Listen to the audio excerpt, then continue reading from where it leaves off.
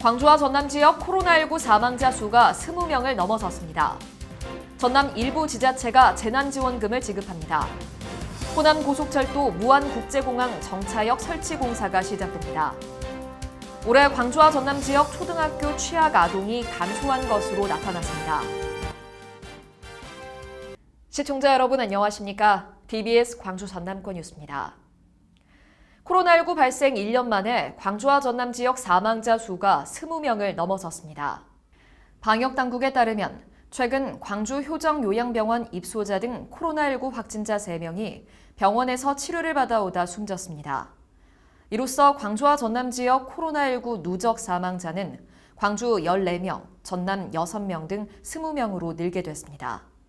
사망자 대다수는 70대 이상 고령자로 폐질환 등 호흡기 관련 질환을 앓거나 면역력이 약화된 상태에서 코로나19 바이러스가 침투하면서 목숨을 잃은 것으로 방역당국은 보고 있습니다.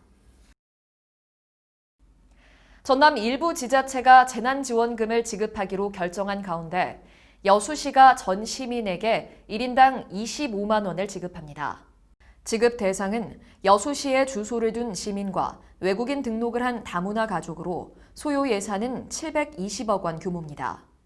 전남 순천시도 모든 시민에게 현금 10만 원씩 재난지원금을 지급하기로 했습니다.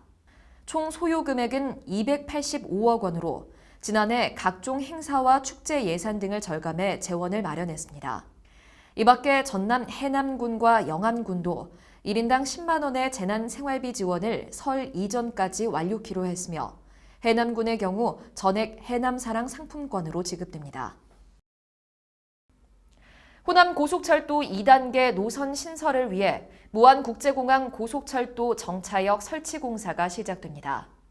전남도는 이용객의 편리성을 높이기 위해 무안국제공항 지하에 고속철 정차역을 설치키로 하고 오는 5월까지 실시 설계를 진행합니다. 무안국제공항 정차역은 2단계 노선 개통 시기인 오는 2025년까지 완공될 예정으로 전국 14개 지방공항 중 유일하게 고속철도가 정차하게 됩니다.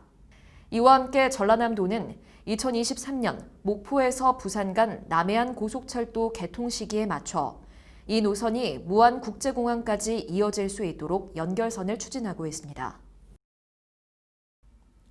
올해 광주와 전남 지역 초등학교 취약 아동이 감소한 것으로 나타났습니다. 올해 광주 지역 초등학교 취약 예정자는 전년도보다 780명이 감소한 12,839명이고 전남은 전년보다 114명 줄어든 14,956명입니다. 학령 인구 감소에 따라 초등학교 취약 예정자는 매년 감소세를 보이고 있어 대책 마련이 필요해 보입니다. 한편 전남도 교육청은 올해 초등학교 취약 아동 2명의 소재가 확인되지 않아 경찰에 수사 의뢰했습니다. 광주시 교육청도 예비 소집에 응하지 않은 5명에 대해 수사 의뢰했으나 이들 모두 부모들과 함께 해외 출국 사실이 확인돼 범죄 연관성이 없는 것으로 밝혀졌습니다.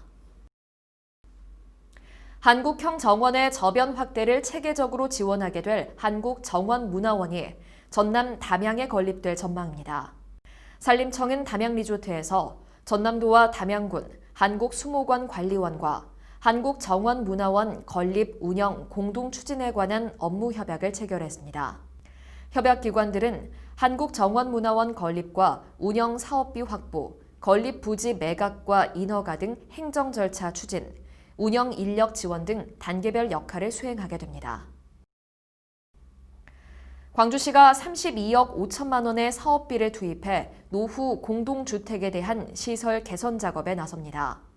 사업 대상은 준공 후 20년이 지나고 전용 면적 85제곱미터 이하 공동주택으로 노후 중소형 아파트 시설 개선과 공동주택 경비, 청소원 근무 환경 개선 등을 추진합니다.